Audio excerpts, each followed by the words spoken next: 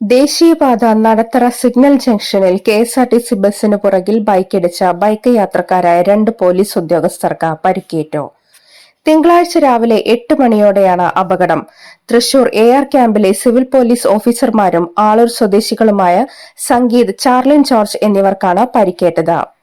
ചാലക്കുടി ഭാഗത്തു നിന്നും തൃശൂർ AR ക്യാമ്പിലേക്ക് ജോലിക്കായി വരുമ്പോൾ നടത്തറ സിഗ്നലിൽ വെച്ചായിരുന്നു അപകടം.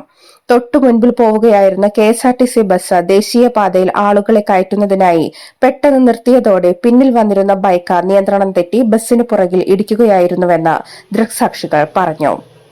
ഇടിയുടെ ആഘാതത്തിൽ ബൈക്ക് യാത്രക്കാരായ ഇരുവരും തെറിച്ചു വീണു. ബൈക്ക് ഓടിച്ചിരുന്ന ചാർലി ജോർജിന് നെഞ്ചിലും കാലിലും പരിക്കേറ്റു.